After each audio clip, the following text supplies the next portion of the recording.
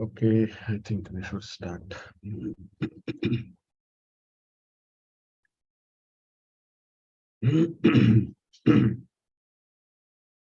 Om.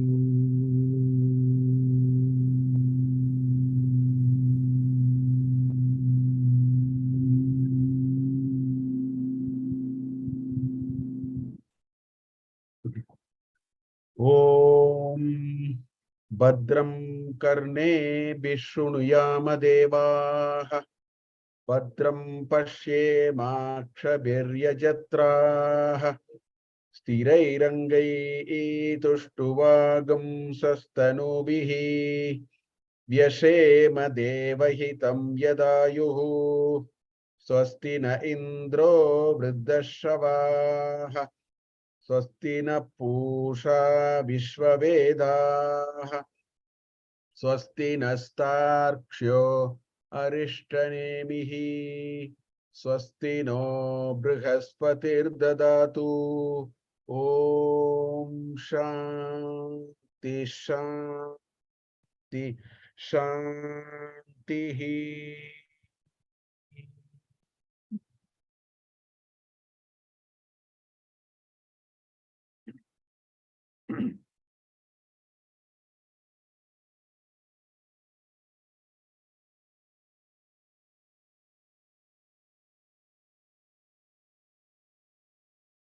Okay, so we are in the second section of the second Mundaka of Mundakopanishad. And as we have seen, after the initial question of what is Paravidya and Aparavidya, and a very quick description of what is Paravidya and Aparavidya in the first section of the first Mundaka. The second section, the first Mundaka, the Upanishad established how it is very difficult to just rely only on the Karma Kanda. How just relying only on the Karma Kanda would be enough for us to make our progress. Parikshya lokan karma chitan nastya krito kritaha nirvedamayan. That is a very famous shloka. After a detailed inquiry into the futility of just being stuck with the domain of karma alone, then he went to Acharya. That's how the first Mundaka ended. In the second Mundaka, in the first section, the 10 mantras essentially tried to establish that all of us came from the same source. So we had a fairly detailed analysis of Karya and Karana. How the Karana is one, is single, Advitiyam, Ekameva Advitiyam. How the Karana is single, but the Karya can be many. All that, in a way, the Srishti Prakarana, all those, in a way, the Upanishad brought into focus. And why did it do it? Because before getting into a deeper contemplation, this idea that all of us have come from a single source must percolate into us deeply. This is very important. And if we are unable to deeply contemplate on it, that the whole world is one. Although, Nama Rupas are different. Whole world is one, although, the names and forms can be very different. That idea has to sink deep into us. It is very, very important. That is why in the first Mundaka, section of the second Mundaka, it basically emphasized on that point. Now, with all that, we are now in the second section of the second Mundaka, where the Upanishad, this is the core of the Upanishad, because this is where, after establishing all these preamble, so to say, it is asking the seeker to contemplate on that oneness. Now, by now we might have realized that it is very characteristic in the Upanishads. Any Upanishad you take, you will find it. In Upanishad, the Upasana is Nirguna Upasana. Although a little bit of other upasanas are indicated here and there, but the core of the teaching in every Upanishad, if you recollect, we did the Taittiriya Upanishad, even there is no forms and shapes which are described. The ultimate contemplation is to be of a Nirguna Upasana. Because in Taittiriya Upanishad, all that it said in Brahmananda Valli is Satyam Jnanam Anantam Brahma. It just gave only the Lakshana and left it at that. That is why, Bhrugurvaiva Runihi Varunam Pitaram Upasasara Adihi Bhagavo Brahmheti. Then he says, Tapasa Brahma Vijaniyat Tapo Brahmheti Vijijñāsasva Tapasa Brahma Vijijñāsasva Tapo Brahmheti. So all these Upanishads, the ultimate core of the Upanishad, what you will find is that it is some sort of a Nirguna Upasana. You will not find a Saguna Upasana at all in the Vedic lore.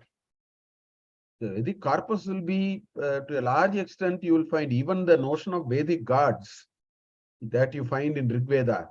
Parjanya, Agni, Varuna, Indra, all these are not necessarily, sagunas. They are all natural forces in some ways. So there is a lot of emphasis on Nirguna Upasana, because that is the ultimate, whatever we do. Therefore, that is the reason in the Vedic corpus, if we systematically see, you find the Karma Kanda, then you find an Upasana Kanda where there is a certain amount of Upasanas being specified, but eventually it leads to the Jnana Kanda, of which Upanishads are part of. It will be Nirguna Upasana. Now, we need to understand that there is a problem on our hands. In Bhagavad Gita, chapter 12 in Bhakti Yoga, Krishna says, Klesho dikatarastesham abhyaktasakta chesasam abhyaktahi gatir dukkam dehavadbihi ajayate. That is what he says. See, it says, if somebody is on the path of Nirguna Upasana, Avyakta, that's not Vyakta, Avyakta, that which is not in a manifested form.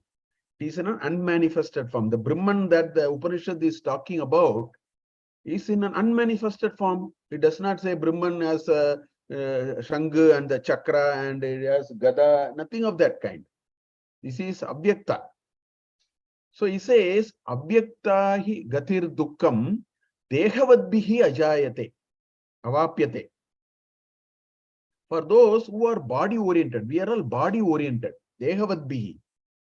This body orientation essentially means that, whether we explicitly say it, whether we explicitly acknowledge it or not, most of us are very body oriented. What does it mean? I am the body. For many, they think I am the body. That is one level of body orientation. If some people are able to slightly cross it and go a little further, then they hit the second hurdle, and that is the body is mine. That is even stronger. So I am the body. Sometimes one can use logic. One can do, the internal inconsistency of the argument, and at least on the face of it, one can accept, if not deeply, imbibe that idea, But at least they can accept that I am not the body. Then comes the body is mine. That is very difficult. For people, pen and the cap are theirs. Even things which are not theirs, they think it is theirs. There is so much of this feeling of entitlement. Therefore, the body is mine is much harder to break. That is the second. And if someone is able to even to an extent address that, then comes the third hurdle. The body is not for me. I mean, that's even hard. So for most of us in the plane of our existence, whatever you say, we have a high degree of body orientation. And therefore, with this body orientation, this Nirguna Upasana is going to be difficult, as Krishna is saying. Gatihi Dukkam, that path in which the path of Nirguna Upasana is not going to be easy. It's going to be very, very hard. So therefore, when Upanishad talks about contemplation, that is what this section is. The second section of the Dvitiya Mundaka is all about asking us to see that oneness and contemplate on it. That is what these mantras are. That's why, last two classes, we saw that famous mantra, Dhanur Grihitva, Aupanishadam Mahastram, Sharam Hyupasa Nishitam Sandadita, Ayamya Tadbhava Gatena Chetasa, Lakshyam Tadevakshram, Saumya Vidhi. So it is saying your Lakshya is that Brahman, which is in your heart. So this is not going to be easy. Although the Upanishad again and again keeps talking about it. And in the next mantra also it said Pranavo Dhanuhu Sharohi Atma. It reinforces. The Dhanus is nothing but the Omkara. Sharohi Atma. This Jivatma is that arrow. And Brahma Tat Lakshya Uchyate. And Apramattena Vedavyam Sharavat Tanmayo Bhavet. So it keeps telling us all these. And therefore, we should be very aware of not just knowing these meanings, but the potent of and the implication of these things that Upanishad is saying.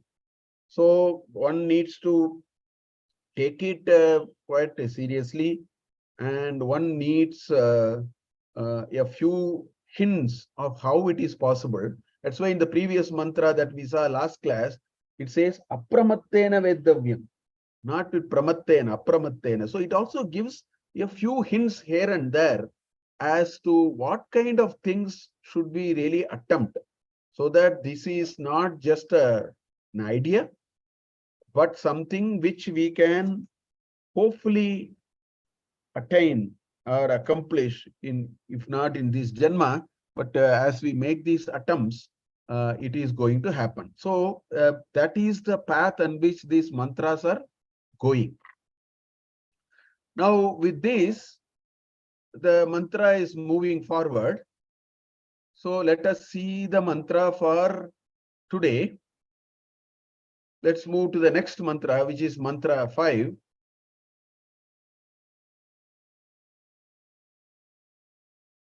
So let us look at mantra 5 now. Yasmin dhyau prithvi chantariksham otam saha manassaha pranaischa sarvaihi tamevaikam janata atmanam anyavacho vimunchata mritasyaisha setuhu. So this is the next mantra. Because of this whole idea of difficulty of this upasana that it is talking about, the next mantra goes like this. So let us see this mantra. Yasmin Dyauhu Prithvi Cha Antariksham Otam Manaha Saha Pranaischa Sarvaihi. I am doing the Padacheda.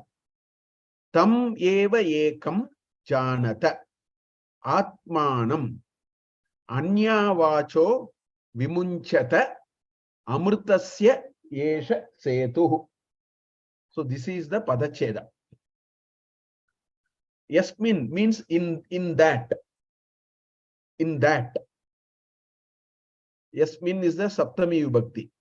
In that, what is that? Dyauhu Prithvicha Antariksham. So you have, in our scheme of things, there is Bhuloka. Then the next classification is three lokas. They keep talking about three lokas. And then they talk about Saptaloka. Then they talk about Saptaloka on the higher plane and the Saptaloka on the lower plane. So these are the four classifications in our scriptures, in our Vedic corpus, in our Puranas. If you find, the lokas are mentioned in different layers and different levels of abstraction. First level is Bhuloka. We are talking of, in common parlance, we talk about this world. So that is Loka. When you say Loka, it always means Bhuloka. Then it says Triloka. Bhuhu, Bhuvaha, Suvaha are Dyauhu, Prithvi, Cha Antariksham. That's what it is. So the Dyau is the heaven, Swargaloka. Prithvi is this earth, and Antariksham is the interspace in between these two. So this is another way to describe. This is another. Otherwise, they say Buradi Saptavya Hridi. We say Bhuhu, Bhuvaha, Suvaha, Maha, Janaha, Tapaha, Satyaloka, like that. So there are different. Here it is taking three of them.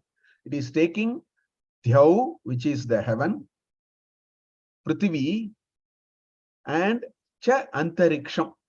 Antariksham is the interspace between the heavens and the Bhuloka. It's a Bhuvarloka, Suvarloka. That's how it is. Bhuloka, Bhuvarloka, Suvarloka.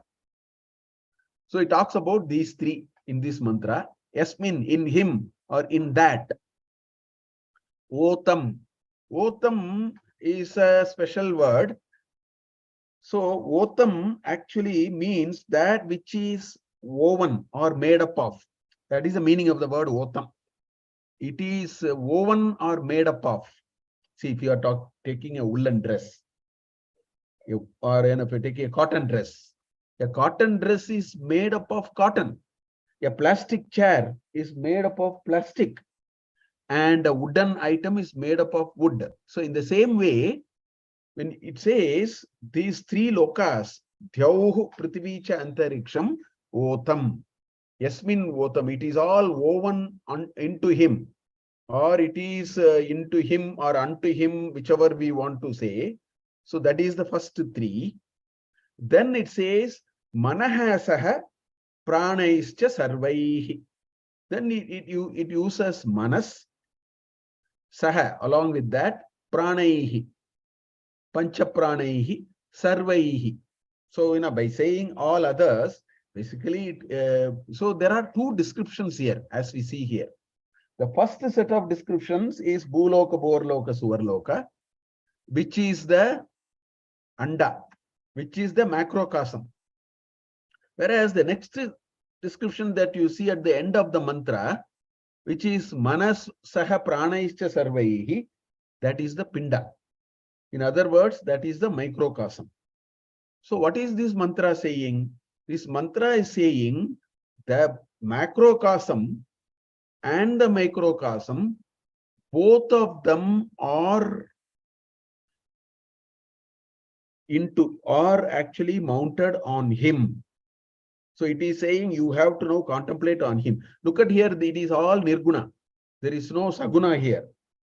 It is only saying there is an entity called X. It never described the X in any physical form. Nowhere you will see in the Upanishad. It never describes the entity in any physical form, but the entity may be described with a lot of attributes. It has this, it is Sarvavyapi, it is Anadi, Ananta, like that. So all these are Nirguna. They are not strictly Saguna in that, although there are some attributes and so on. So here it says the microcosm and the macrocosm, both of them are suspended or in him. That is the way we can say. Both of them are part of it, part of him. Okay. Then the second line says, Tam eva. Atmanam. Atmanam is in the next, the third from the left. Tam Atmanam Eva. Tam Ekam Atmanam Eva. So all of them are Dvitiya Bhakti. So you have to put all of them together. Atmanam, Ekam, Tam. All of them are, grouped. One is the adjective and the other is the main thing. So what is happening? Atmanam Janata. That is what is being told.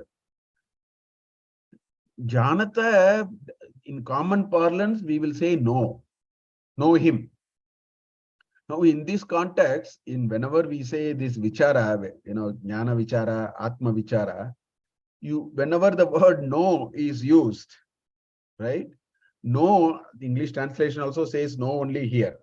Know is not knowledge in terms of just knowing as we use in the common word. Here, know means locate him, experience him. That is the meaning. You know him by experience. By actual experience, you know him. That is the meaning of this know him. So it says, Atmanam Janata. You try to experience him. And here, try to experience him. That is what it is saying, Atmanam Janata. And then it tries to explain it. It tries to explain it by way of wait a minute, let me just other attributes. It tries to explain it by means of other attributes. So it says, what is this attributes for Atma? It says Tam Ekam.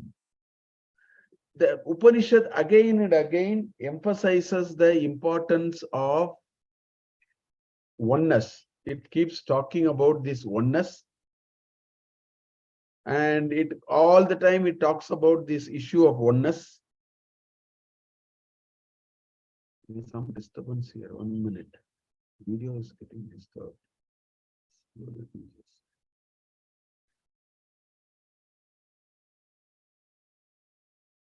Okay, there's some problem with the video. Anyway, it remains so. It's quite distracting, but it's okay.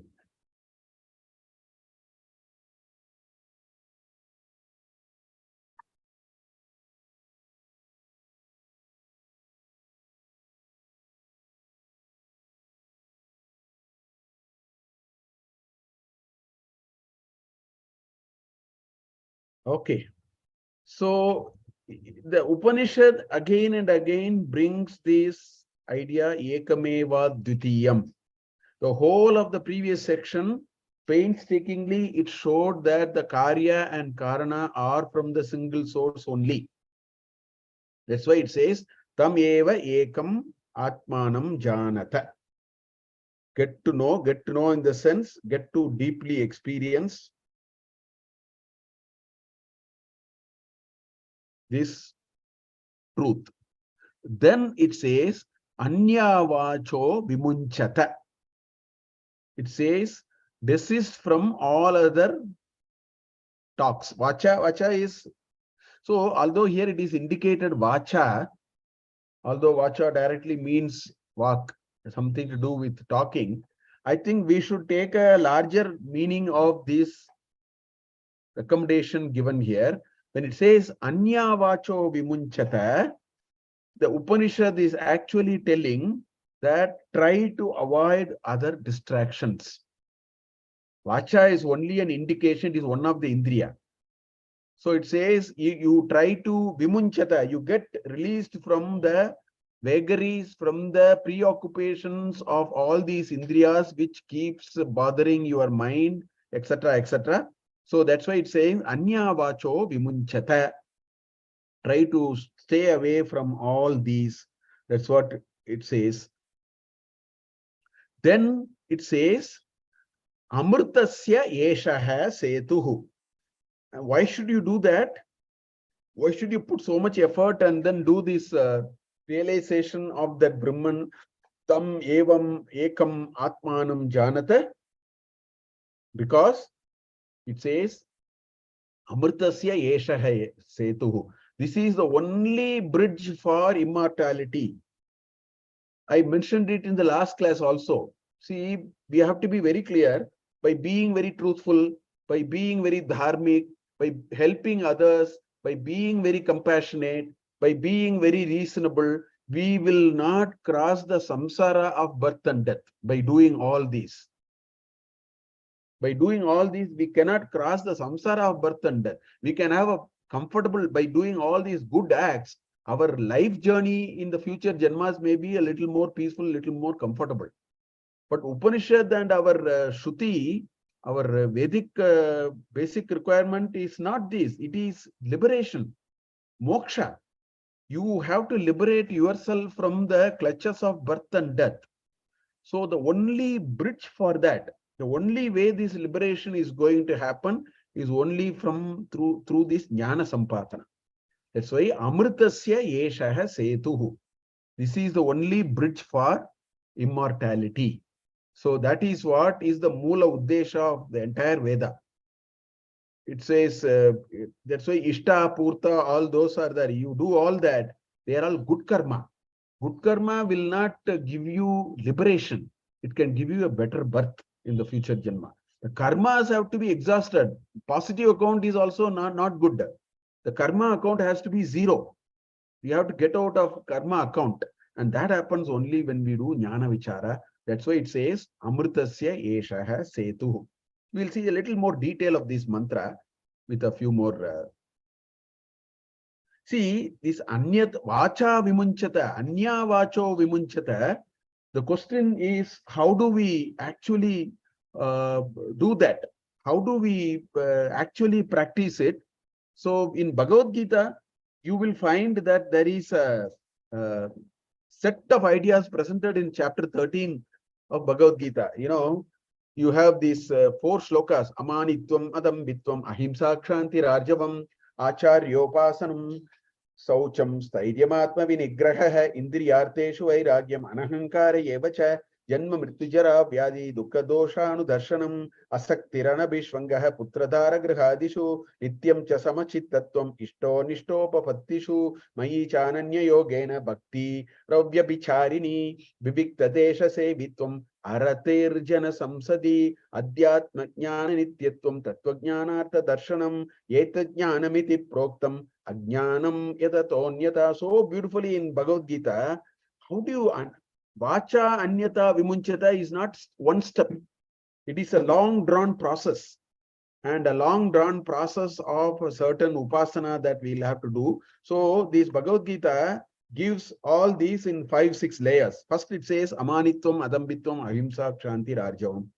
We should not have this conceit, dambachara. All these are too much of distractive things because of certain positions that we have taken about ourselves, which is not necessarily true, which is not required. So Krishna first says, you try to address all these, your distractions will come down. Then acharyopasanam, shaucham, stairyam, atma vinigraha. Try to develop atma vinigraha. When these mental distractions are slowly coming down, then with the kripa of the Guru, there is a possibility of that inner possibility of an inward attention which can happen. That's the second step. Then it says indriyarteshu vairagyam. You have to develop vairagya in the indriya. That's why vacha vimunchata. Anya vacha vimunchata is what Upanishad is saying. Indriyarteshu vairagyam, anahankara evacha, janma mrityu jara vyadi dukkha dosha anudarshanam. You see all these birth, death, this old age, all these are basic defects in this whole physical entity. So therefore, understand they are all inbuilt deficiencies and fault lines. So up to a point, you have to address it. Beyond that, you should not too much worry. You should not do a udasina, but you should not worry too much about it. Then it says, ashaktihi, anabhishvangaha, putradhara grihadishu, nityam cha samachittatvam. In what? Ishta anishta upapattishu. something will be very favorable, something will not be favorable, something which is to our liking, something is not to our liking, right? And nityam cha samachittatvam. So develop equanimity. This is the step 4 of this process. Slowly, slowly, slowly, you develop your mental faculty in such a way that distractions are not causing trouble, are not creating havoc. So that is the 4th step. Then Krishna says, Mayicha ananya yogena bhaktihi avyabhicharini. So then, only then you will start actually seeing me, seeing. Otherwise, we are so engaged in other things, we don't have time for it. Our mind and effort, our mind and buddhi is not going to turn our attention towards that. Therefore, with these 4 layers, we'll go to the 5th layer and see there he is saying, Aratihi janasamsadi, vivikta desha sevitvam. You just go to, places where there are not too many people, which means you start understanding the value of keeping to yourself. Solitude, as you may say. So that practice will develop. So it's not ratihi, it is aratihi. There is no desire for janasamsadi. You don't have to all the time socialize all the time and so on. You want to withdraw yourself. That is why anyata vacha vimunchata. If all these happen, Bhagavad Gita is laying a track for us. For that anyata vacha vimunchata, it is laying a track. If all these happens, then adhyatma jnana nityatvam tattva jnanartha darshanam. All these will happen. So that Upanishad mantra, anya vacha vimunchata, how do we do it? You see it in Bhagavad Gita. These are the ladder of our journey, which we may have to start, practice it in different ways, be aware of it, make our effort slowly, and see how much of all these we can do. Go to the next mantra, the 6th mantra. It says, in fact, anyata vacha vimunchata, one nice way to do that, which is what yatis and some of these sannyasis do. And what they do, that is why, is they have Mauna Vrata on Ekadashi. Because the Anyata Vacha Vimunchata has to be practiced. You cannot keep reading again and again and understand the meaning of it. You have to put it to practice. Therefore, on Ekadashi day, they try to keep Mauna Vrata. So that's one practice to really withdraw ourselves a little bit in.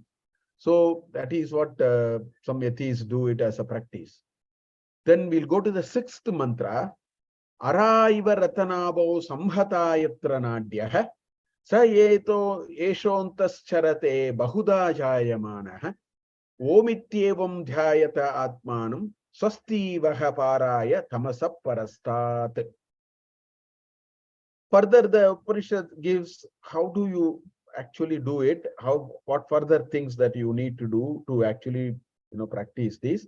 It says ara iva ratanabau samhata yatra nadyah saha yeshaha antaha charate bahuda jayamanah omiti evam dhyayata atmanam swasti vaha paraya tamasaha parastat.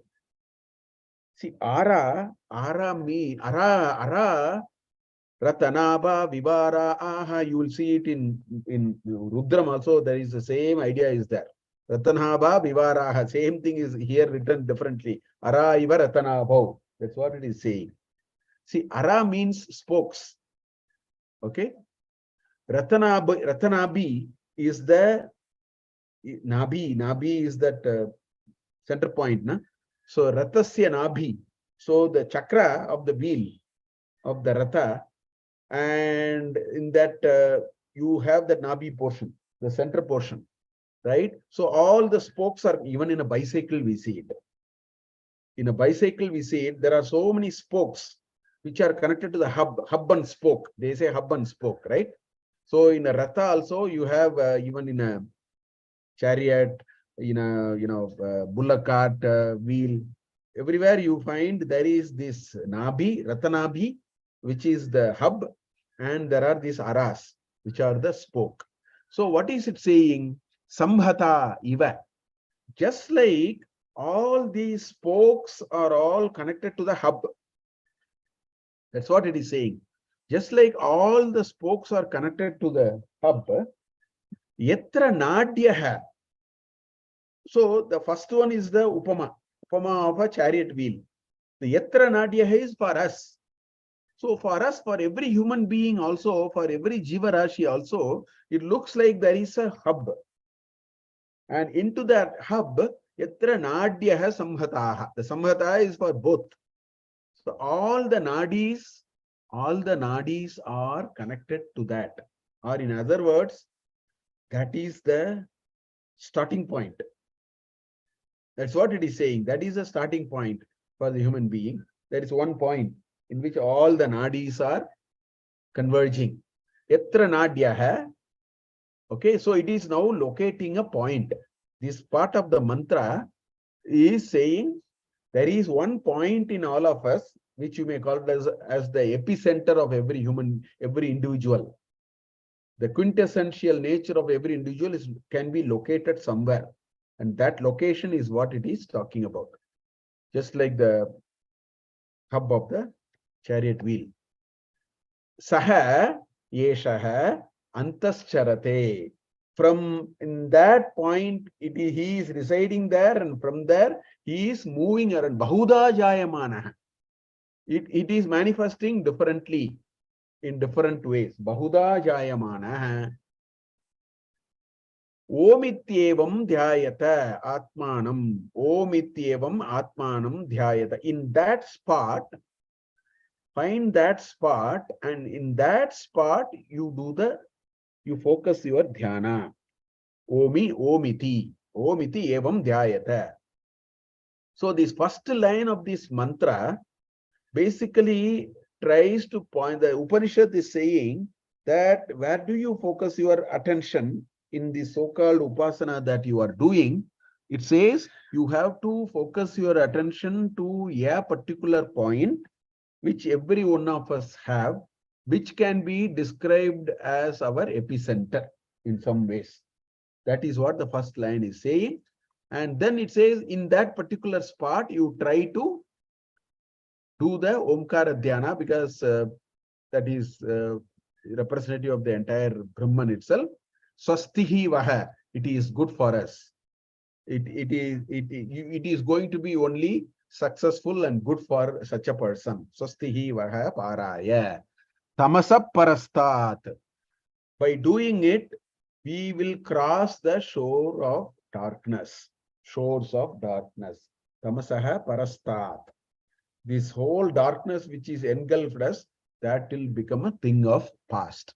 So that is what this mantra is saying here in this particular thing. We will get a little more meaning of some of these. So basically, this is what this Upanishad, this particular mantra can be easily understood like this. See, look at what happens in a chariot. The entire motive, the movement of the chariot is a function of the wheel. And the movement of the wheel actually in a way originates from the axle. And the axle is hooked onto the hub. And what happens is that all the forces that has to emanate from the hub. It travels through the spoke, and that is how the wheel moves the vehicle. So that is why the Upanishad is bringing that upama. It says ara iva ratana bhav samhata yatra nadyaha.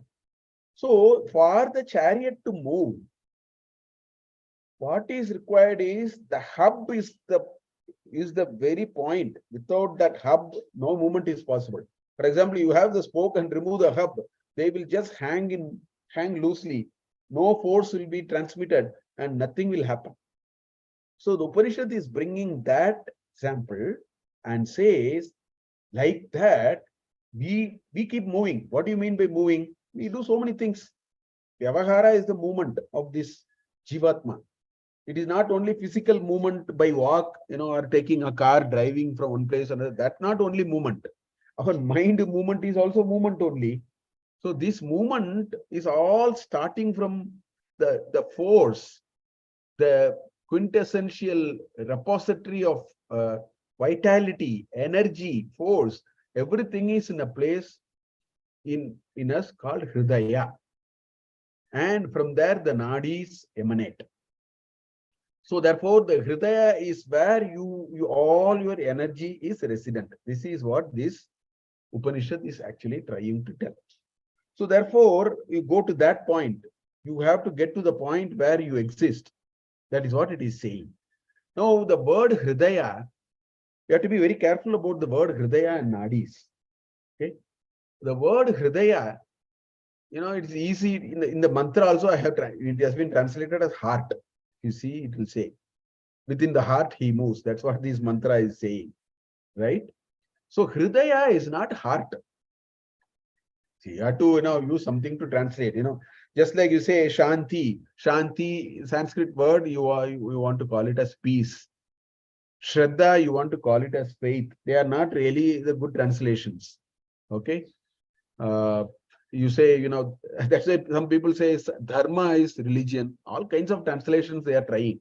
Rajiv Malhotra, in all his books, he has been talking in his book on Battle of Sanskrit and even in Being Different. I think in Being Different, he talks about what is called Sanskrit non-translatables. There are certain words you cannot translate. If you translate, it conveys the meaning elsewhere. Some for practical purposes, we will use the word Hridaya, because we have to substitute it with some word. So even Hridaya is like that, even the Sanskrit word. So Hridaya is not heart. Hridaya, for the sake of our reference, we, whenever we say I, we touch here. So that is why it is only a referential point that it appears that our epicenter is approximately in a place where the heart is located. So that much only we should infer from this. Similarly, nadis in this context, if you say nadis in an Ayurveda text, it actually means nerves. Whereas in this context, nadis means all those mechanisms by which the highness travels. See, you take a needle and touch the tip of the foot somewhere in one corner, you feel high because it is pricking you. Your sense of highness is felt there. So that which carries that sense of highness is called nadi. So the easiest reference to that is the nerves, because that seems to be the nearest. Now, why do we use these references? The best example is, electricity. And why do you have to only talk about Hridaya? Why should you actually, contemplate in Hridaya? That question will come. And Shankara Bhashya has answers. We will see it. But to cut short what it is, which we will see, is, if you take electricity is available, in all the wires and so on. But that's not where you actually tap it and you recognize it fully. In order to recognize it fully and tap it, you go only to a plug point, a switch or a plug point. Because that is where you actually see it manifesting in action. So in the same way, this vitality that we have, the Atman that we talk about, which is the same as that other Atman, that is available for transaction, for recognition, for catching in a place called Hridaya. That is why the Upanishad is saying you contemplate at where the Hridaya is, just as it gives an example of a Ratanabha. So Shankara Bhashya, let us look at a few things. Esho antascharate, eshaha antascharate, for which Acharya gives these kinds of things. He says, Yatra yasmin hridaye sarvataha deha vyapinyo nadyah. All those signals, all those feelings, everything originate from the heart. Okay, deha vyapinya. It really manifests and then travels throughout our deha, and they all originate from the Hridaya. We'll see from Prashnopanishad, there is a very good mantra which exactly says this in detail. We'll see it. Tasmin Hridaye, therefore, in that heart, Buddhi Pratyaya Sakshi Bhutaha, Sayesha Prakritaha Atma. that electricity is available from a transactional sense only at a plug point. In the same way, that Sakshibhutaha Buddhi Pratyaha Saha Prakritaha Atma is available there. And being there, Antaha Madhye Charate Charati Vartate. It moves from there. Moves meaning, it makes you talk, it makes you smile, it makes you think, it makes you feel good, it makes you feel bad, it makes you walk, it makes you dream, whatever you want. All vyaparas that we do as long as we are alive, all that happens from there. Madhye charati vartate antas charate. This is the Shankara Bhashya. Bahuda jayamana. What is this Bahuda jayamana? Where is he moving? Now, moving, you have to understand moving in a slightly different sense. See, if you are sitting in a train, okay, if you are sitting in a train with all doors, everything, windows closed, you don't know any movement. And the train is also not shaking. No sound, nothing, but it is traveling at a high speed. Just imagine like that. We don't know the movement. Even if it is making noise, we have no idea of the movement. The movement happens only when you are able to recognize a movement. You open the window, you see trees running, you see buildings running. Oh, then now you recognize it is moving. In the same way, right? This Jivatma, that Atman, which is resident in that heart cavity, is recognized only it moves. And how does it move? Shankaracharya says, Pashyan, when you see some movement happen. The force is now acting. Pashyan, Shrinvan, you hear, Manvanaha, you think, you start thinking. That means it has started moving. Vijanan, you get to know something. So, Bahuda Anekada. So, it happens in multitude of ways, right? Morning to evening, there are 100 emotions, 100 things that we are doing. Let's say Bahuda Anekada. Krodha Harshadi. So it leads to Krodha and Harsha. Sometimes you are angry, sometimes you are happy, sometimes you are upset, sometimes you are on cloud 9. Krodha Harshadi Pratyayehi Jayamanaha iva. So only because all these are happening, we recognize the movement. That's why it says Bahuda Jayamanaha. If none of these are happening, if you are in Samadhi, you don't see the movement. Just as you close all the shutters, you don't even know that the train is moving. So all these vyapara that we are doing through our pancha karmendriyas, pancha jnanendriyas, pancha bhutas, pancha tanmatras, buddhi, chitta, manas, ahankara, these 24 padarthas with which we are actually doing our vyapara, that's the time we recognize some movement happening. That is what is meant by Bahuda Jayamana. That's what this Upanishad is talking about in this mantra. In Prashnopanishad, this is very nicely said. Look at here. Hridihesha Atma. It says that this Atma is resident in the heart. Hridihi Esha Atma. Atra Etat Ekashatam Nadinam Tasam Shatamekaikasyaha. So from that originates 100, Ekashatam, 101. 101 nadis, Tasham Shatam Ekaikasyam. From each one of that 101, 100 more are emanating, right? Shatam Ekaikasya. Then out of that, what happens? Dvasaptitihi. It has Pratishaka Nadi Sahasrani. So 72 of them are there, and each one of them of the 72, there are 1,000. So therefore 72,000, right? Bhavanti, Asu, Vyanaha, Charanti. In this so-called Vyana is moving. You see, in Prashnopanishad, in chapter 3 of Prashnopanishad, there is a discussion on Prana, Apana, Vyana, Udana, Samana. Because one of the Shishya asked, what is this Prana? And how does the Brahman manage everything in this body? Then it says it separates itself into Prana, Vyana. So here it says Hridhi Yesha Atma. That Atma is residing in the Hridhi and plays a role of a Vyana also. That's what Nadya, the other mantra in Mundakopanishad says Nadya. So that is what this Atra Ekadasham Ekashatam Nadinam Tasam Shatam Ekaikasyam Dvasaptatihi Pratishaka Nadi Sahasrani Bhavanti Asuhu Vyanaha Charati. So that is what Prashnopanishad is saying.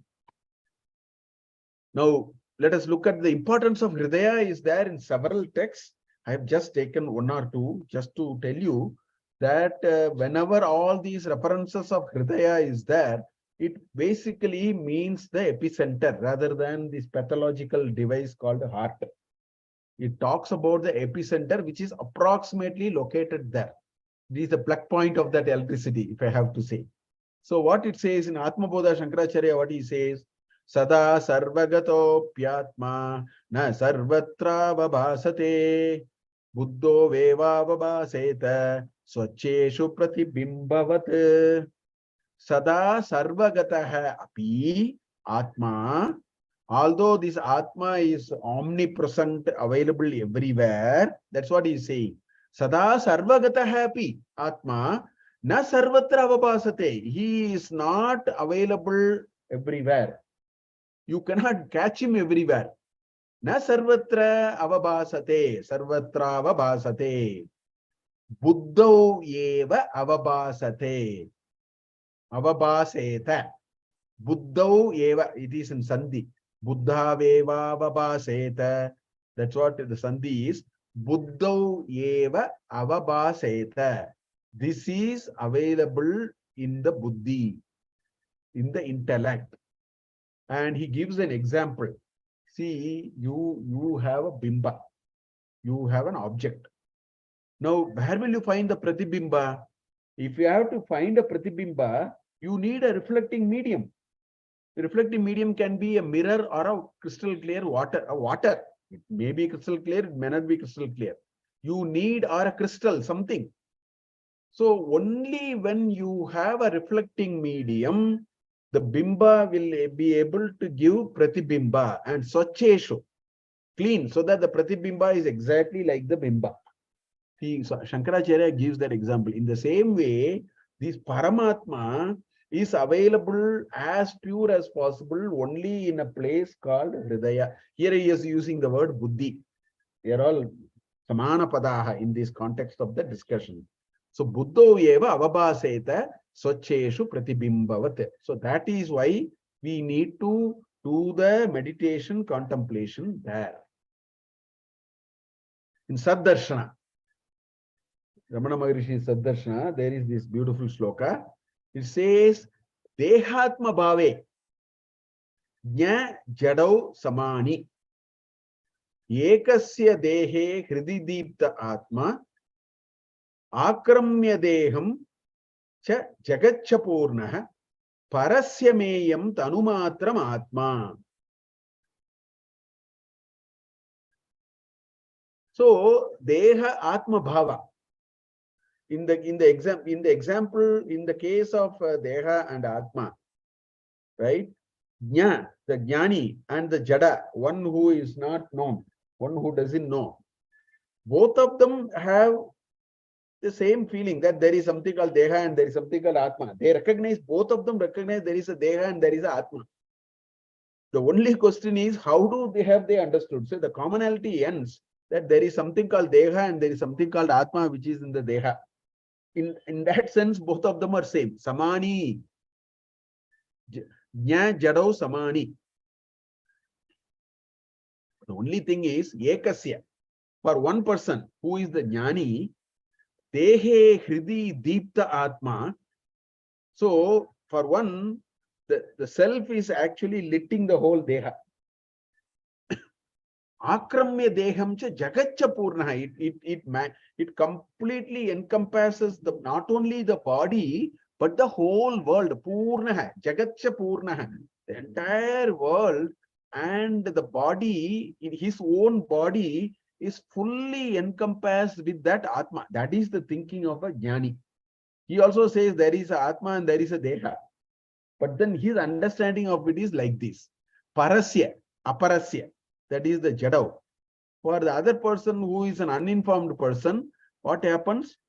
Tanumatram atma meyam.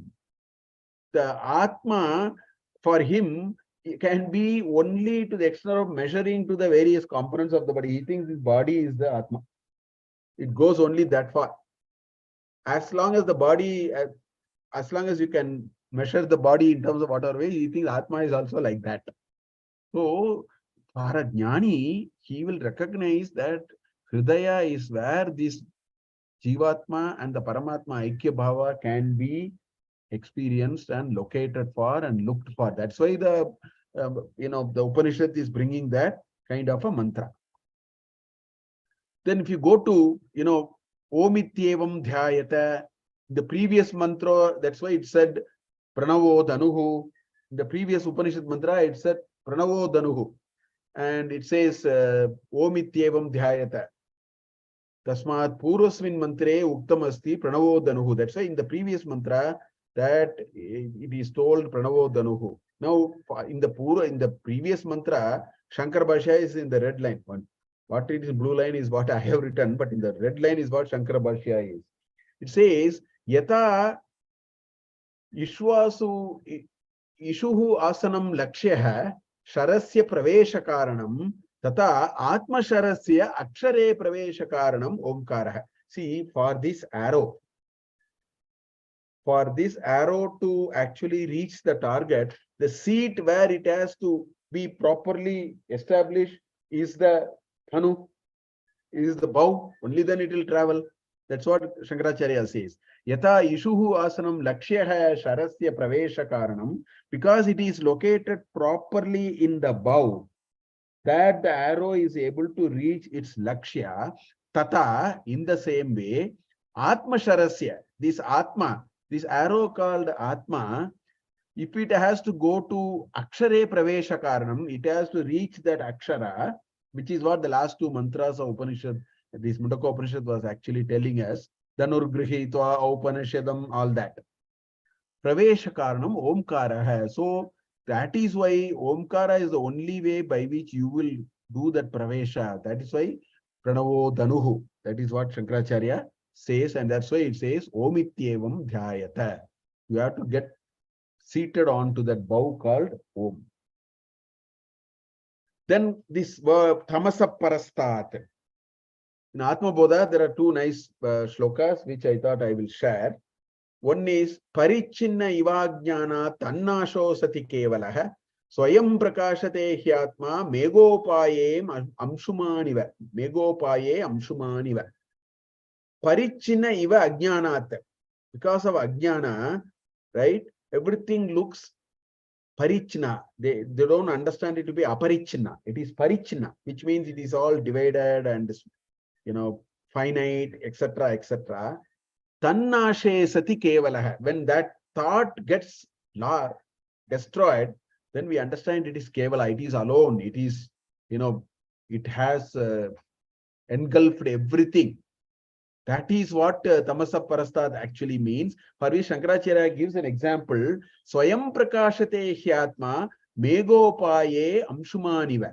So after the cloud has passed and it becomes a clear sky, sun radiates fully. In the same way, in the Atma, Swayam Prakashate, the Atma indeed, manifests by itself, just like after the cloud has gone, the Tamas is the cloud. So Tamasa Parastad means the cloud has passed and it has all brightness now. In another mantra, shloka in Atma Bodha, it says, Aruneneva Bodhena Purvasantama Sehrite Tata Avir Bhavet Atma Swayamevam Shumaniva. Arunena Eva Bodhena Purvasantama Hrite. Just like when the sun rises in the early morning, it completely destroys the darkness. Already that is known. When the sun is going to come, it will destroy everything.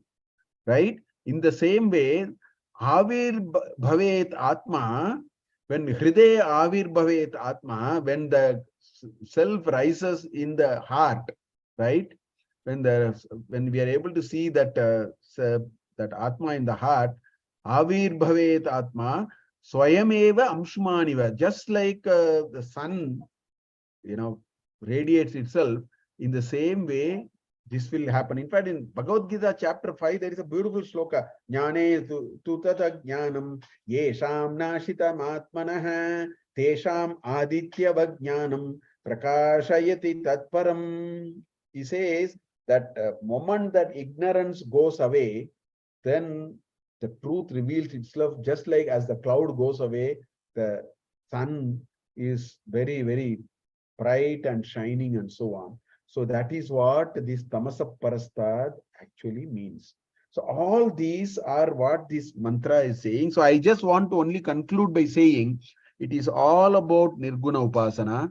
So one needs to take proper steps. That's why in the earlier mantra it said apramattena vedavyam. Here it says vacha anyate vimunchata, etc., etc. And if you do all that, this is the only bridge to immortality. That's what this Upanishad is saying. I think with this we will close for the day and we will continue it in our next class. Om Purnamada Purnamidam Purnat Purnamudachyate Purnasya Purnamadaya Purnameva Vasishyate. Om Shanti Shanti Shanti. Hari Om. Okay.